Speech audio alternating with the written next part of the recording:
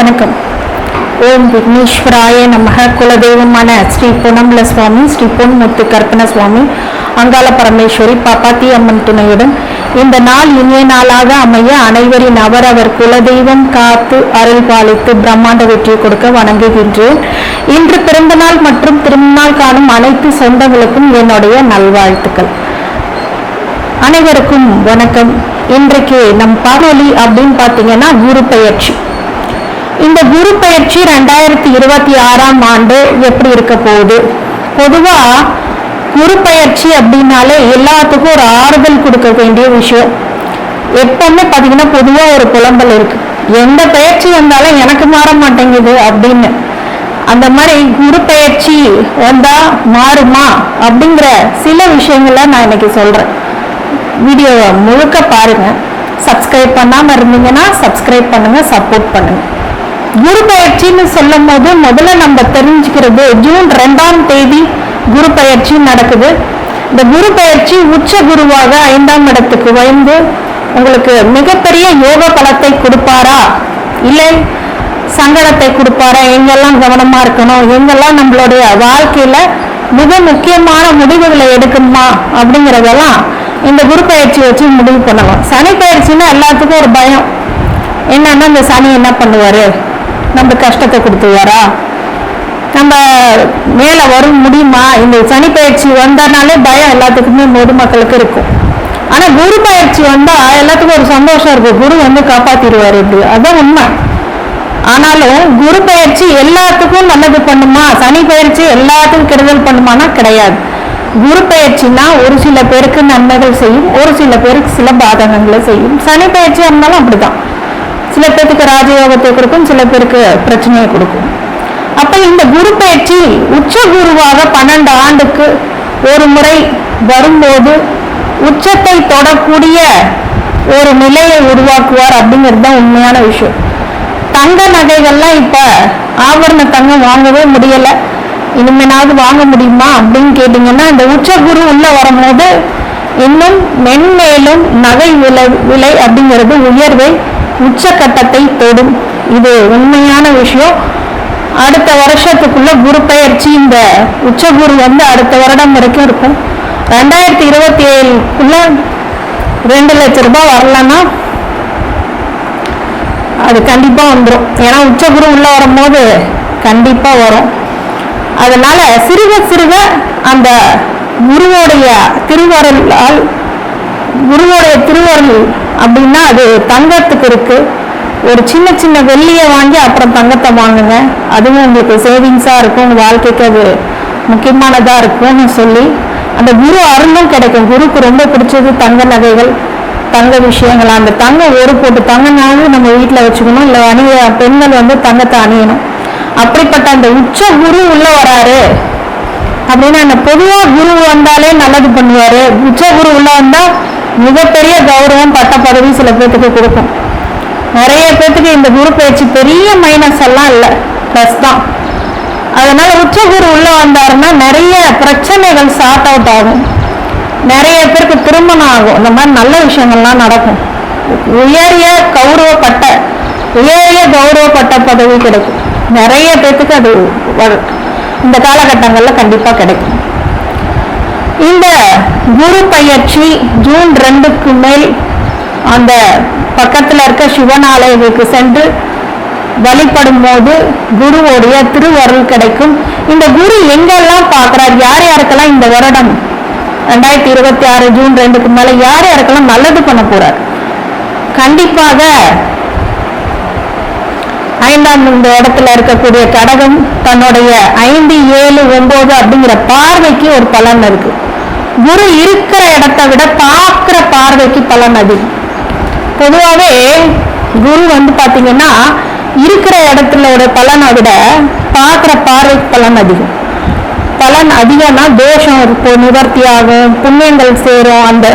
அந்த கட்டம் வந்து மிகப்பெரிய உயர்வை கொடுக்கும், நன்மை செய்யும். தீமை செய்யலாம், நன்மை அதிக அளவுல செய்யும். அப்படிங்கும் போது இந்த குரு பெயர்ச்சி அப்படிங்கிறது தன்னுடைய பார்வை மூலமாக விருச்சகத்தையும் மகரத்தையும் மீனத்தையும் பார்க்கிறார்.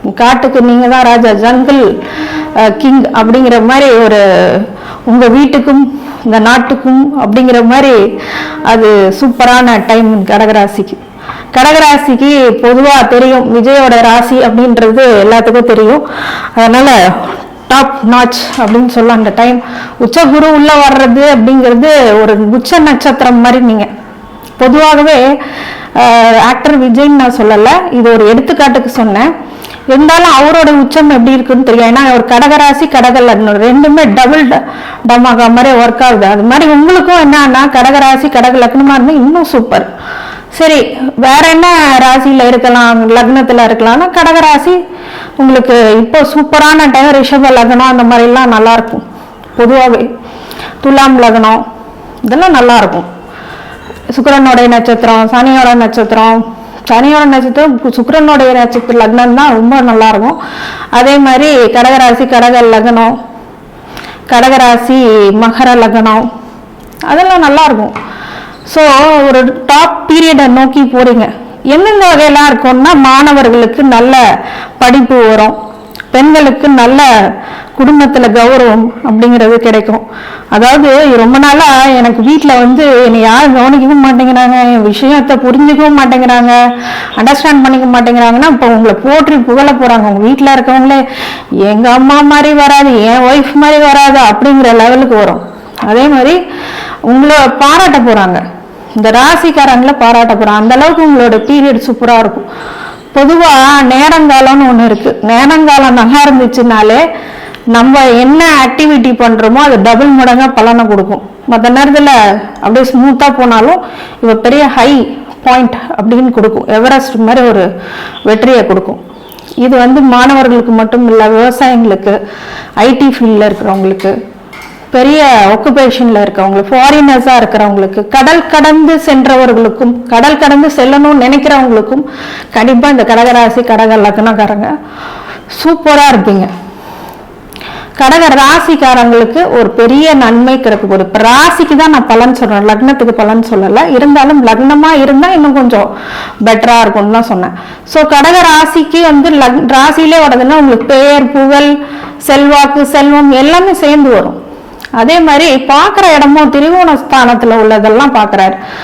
அப்போ 5, 7, 9 அப்படிங்கிறது தான் ஒரு இது. 5, 9 உங்களுக்கு 5, 7, 9 மூணுத்தையும் பார்க்குறாரு. 5, 7, 9 பார்க்கும்போது என்ன ஆகுது அப்படின்னா தன்னோட 5ஆம் பார்வையை 5ஆம் வீட்டையும் 7ஆம் பார்வையை 7ஆம் வீட்டையும் 9ஆம் பார்வையை 9ஆம் வீட்டையும் பார்க்கும்போது பூர்வ புண்ணியம் உங்களுக்கு கிடைக்கும். அது மிகப்பெரிய பிரார்த்தம். ஒருத்தருக்கு 5 பலமா இருந்துச்சுன்னு வச்சுக்கோங்களேன், குரு பார்த்துட்டாருன்னு வச்சுக்கோங்க, கோடி நிவர்த்தின்னு சொல்லுவாங்க. 5 அப்ப பலமாகும். அந்த 5ஆம் இடம் பலமானாலே போதும் ஒருத்தர் ஜெயிக்கிறதுக்கு. ஒருத்தர் ஜெயிக்கணும்னாலே 5ஆம் இடம் பலமா இருந்தா போதும். அந்த 5ஆம் இடம் இப்ப பலமான ஒரு கட்டமைப்போட இருக்கும்.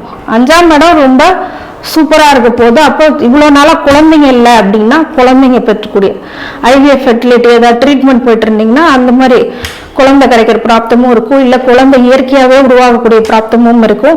எழுதி வச்சுக்கோங்க, 1 வருஷத்துல குழந்தை பாக்கியம். குழந்தை வேணும்னு நினைக்கிறவங்க திருமணம் ஆகி கண்டிப்பா குழந்தை பிறக்கும். அதே மாதிரி திருமணம் ஆகாம இருந்தீங்கன்னா திருமணம் நடக்கும். நிறைய பேருக்கு இப்ப குலதெய்வ அனுகிரகம் கிடைக்கும். நிறைய பேருக்கு குலதெய்வ கோயில் கட்டுறதுக்கான டொனேஷனோ கோயில் கட்டுறதுக்கான விசேஷங்கள்லயோ திருப்பணிகள்ல நீங்க கலந்துக்கக்கூடிய ஒரு நல்ல பிராப்தம் அப்படிங்கிறது இந்த காலகட்டங்கள்ல நடக்கும். பொதுவா கடகராசிக்காரங்களுக்கு மிகப்பெரிய யோகத்தை கொடுக்கக்கூடிய காலகட்டம்னா அது இதுதான். 5ஆம் இடத்து ஆக்டிவேட் பண்ணாலும் மனசு 5ஆம் இடம் தான். நம்ம ஹார்ட்ல என்ன நினைக்கிறோமோ அது உருப்பாக்குறாரு அப்படிங்கும் போது உங்களை நல்ல பரிசுத்தமான ஒரு ஆளா பார்ப்பாங்க. உங்களை ஒரு பெரிய செல்வாக்குடையவரா பார்ப்பாங்க. நல்ல ஒரு கீர்த்தி கிடைக்க போகுது, நல்ல ஒரு புகழ் கிடைக்க போகுது. ஏன்னா புத்தியும் அந்த 5ஆம் இடம் தான் உங்களை யோசிக்க வைக்கிறது. காதல் திருமணம் நடக்கும். நிறைய பேருக்கு லவ் ஓடிட்டு இருந்துச்சுன்னா லவ் லைஃபும் சக்சஸ் ஆகும், மேரேஜ் வரைக்கும் போகும். மேரேஜ் லைஃபும் சக்சஸ் ஆகும். மேரேஜ் ஆகாதவங்களுக்கு மேரேஜ் ஆகும். 7ஆம் இடமும் பாக்குறாரு இல்லையா, அவன் மேரேஜும் ஆகும். அப்ப 7ஆம் இடத்து இது பாக்குறதுனால பிசினஸ் பார்ட்னர் வகையில உங்களுக்கு நிறைய ப்ராஃபிட்ஸ், அவங்க மூலியமா நிறைய தன வரவு அது மாதிரி எல்லாம் இருக்கும். நிறைய பேர் இப்போ ஒரு கூட்டு பிசினஸ் எல்லாம் பண்ணலாமா அப்படின்றதெல்லாம் ரொம்ப ப்ராஃபிட்டபிளா போகும். அதே மாதிரி நண்பர்கள் விரியும். நண்பர்கள் கூட்டம், அந்த நெட்வொர்க் அப்படிங்கிறது அதிகமாகும். நல்ல பெயர் புகழ் பட்ட பதவியில வரும். 9ஆம் இடத்தையும் பார்க்கறாரு அப்படின்னா சில பேர் ஃபாரின் போற பாசிபிலிட்டிஸ் இருக்கும். ரொம்ப நாளா தந்தையோட சொத்து வராம இருந்துச்சு அப்படின்னா சொத்து வரும். தந்தைகிட்ட ஒரு பிரச்சனை இருக்குங்க அப்படின்னா பிரச்சனை சரியாகும். இல்ல தந்தையார் வழியில ஏதாவது பிணக்குகள் இருந்தா அது எல்லாம் சரியாகும். குலதெய்வ கோயிலுக்கு நீங்களே செய்வீங்க, அந்த அளவுக்கு இருக்கும். 9ஆம் இடம் டொனேஷன் கொடுக்குற இடம் கூட. அப்போ நீங்க டொனேஷன்லாம் வாரி வழங்க, பொருளாதாரம் அப்படி நல்ல வகையில போகும். போன ஜென்மத்து புண்ணியம் எல்லாம் இப்பதான் அனுபவிக்க போறீங்க. அப்ப இந்த காலகட்டம் உங்களுக்கு தசாபுத்தி மட்டும் உங்களுக்கு ஃபேவரா இருக்கு. இப்ப உங்களோட ஜாதகத்துல இப்போ தசாபுத்தி நல்லா இருக்கு அப்படின்னா உங்களுக்கு சூப்பரான டைம்னு இது சொல்லலாம். உச்சமான கிரகம் தசை நடத்துது, ஆட்சி பெற்ற தசை நடத்துது அப்படின்னா இன்னும் மிகப்பெரிய யோகம் 10 மடங்கா வரும். டபுள் ப்ரமோஷன் கிடைச்சிருக்கு சில பேருக்கு டபுளா எங்க ஃபேவர், உங்களுக்கு ஃபேவரான டைம்னு சொல்லலாம். சில நேரத்தில் நம்ம நினைக்கிறது எங்க நடக்குது அப்படின்றதெல்லாம் சொல்லுவாங்க இல்லையா, அதெல்லாம் இல்லாம ஒரு சூப்பர் ஃபண்டாஸ்டிக் டைம் அப்படின்னு சொல்லலாம். அதாவது நீங்க என்ன நினைக்கிறீங்களோ அந்த ஃபேவரான டைம். நான் வீடு ரொம்ப நாளா கட்டணும், அதாங்க என் ட்ரீம் அப்படின்றவங்களுக்கு அந்த ட்ரீம் நிறைவேறும். ரொம்ப நாளா இந்த காரை டார்கெட் பண்றாங்க, பிராண்டட் கார் வாங்கணும் அப்படின்னு, அதுவும் நடக்கும். அது மாதிரி ரொம்ப நாளா நான் ஒரு விஷயத்த ஃபேவரா நினைச்சிட்டு இருக்கேங்க, அது இப்ப நடக்குமான்னு காத்துக்கிட்டு இருக்கேன் அப்படின்னா கண்டிப்பா அந்த காத்துக்கிட்டு இருக்கிற விஷயம் சூப்பரா நடக்கக்கூடாது. அதுக்கான சின்ன முயற்சி போட்டீங்கன்னாலும் கண்டிப்பா கிடைச்சிடும். அப்போ அந்த தசாபுத்தியும் அதுக்கு சப்போர்ட் பண்ணும். 50% கோச்சார பலன் இருந்தாலும் 50% உங்களோட தசாபுத்தி உங்களுக்கு சப்போர்ட் பண்ணும். அப்போ உங்க ஜாதகத்துல என் தசாபுத்தி ஃபேவரா இருக்கா, யோக தசை நடக்குதா, அவயோக தசை நடக்குதா அப்படின்றது கீழே இருக்க என்னோட ஜோதிட ஆலோசனைக்கு நீங்க கூப்பிட்டு உங்களுடைய ஜாதகத்தை தெரிஞ்சுக்கலாம். ரொம்ப அக்யூரஸியா இருந்துச்சு அப்படின்னா கண்டிப்பா உங்களுக்கு எவ்வளோ பர்சன்டேஜ் அந்த வின்னிங் பர்பஸ், அப்படி வின்னிங் ஸ்ட்ராட்டஜி எப்படி இருக்கு, உங்க வின்னிங் ரிசல்ட் எப்படி இருக்கும் அப்படிங்கிறதெல்லாம் நான் 100% சொல்லிடுவேன். இல்லை அவயோக தசை இருந்துச்சுன்னா அதுக்கு தகுந்த வழிபாடுகள் பண்ணி சரி பண்ண முடியுமான்னு பார்க்கலாம். அதே மாதிரி அந்த 100% இந்த விஷயங்கள் எல்லாமே உங்களுக்கு நடக்கிறத நாங்கள் அப்படியே சொல்லுவோம். அதே மாதிரி இதுக்கு வழிபாடு காமனா பண்ணணும் அப்படின்னா சந்திர வழிபாடு பொதுவா நீங்க எல்லா ராசியை ஸ்ட்ராங் பண்ணோம்னா அம்பாள் வழிபாடு பண்ணலாம். உமையாள் தேவி, அதாவது சிவனும் சக்தியும் எப்போ இருக்குதோ அந்த மாதிரி உமையாளுடைய பீரியட்ஸ் எல்லாம் நம்ம அந்த அம்பாளுடைய இதுல பண்ணலாம். அதே மாதிரி வேற என்ன விஷயம் பண்ணலாம் அப்படின்னா வழிபாடுன்னு சொல்லும் போது சந்திர வழிபாடுல பௌர்ணமி வழிபாடு ரொம்ப விசேஷம். அது மாதிரி அமாவாசை வழிபாடும் சிவபெருமான் கோயில்ல பண்ணிக்கோங்க. கடகராசிக்கு பௌர்ணமி உங்களுக்கு குலதெய்வ வழிபாடு பண்ணிக்கோங்க, ரொம்ப நன்மையை கொடுக்கும். இந்த குரு பயிற்சி இன்னும் யோகத்தை கொடுக்கணும் அப்படின்னா உங்களுடைய ராஜ யோகாதிபதி செவ்வாங்கிறதுனால கண்டிப்பா திருச்செந்தூர் முருகனை கும்பிடுறது ரொம்ப நன்மையை கொடுக்கும். இந்த கடகராசிக்காரங்களுக்கு அனைத்து ஐஸ்வர்யங்களும் சகல சௌபாக்கியங்களும் மன நிம்மதியும் ஆரோக்கியத்தை கொடுக்க வேண்டும் என்று ஸ்ரீவாரி பெருமாளை வேண்டி வணங்குகின்றேன். வாழ்க வளமுடன். ஓம் நமோ நாராயண. வணக்கம்.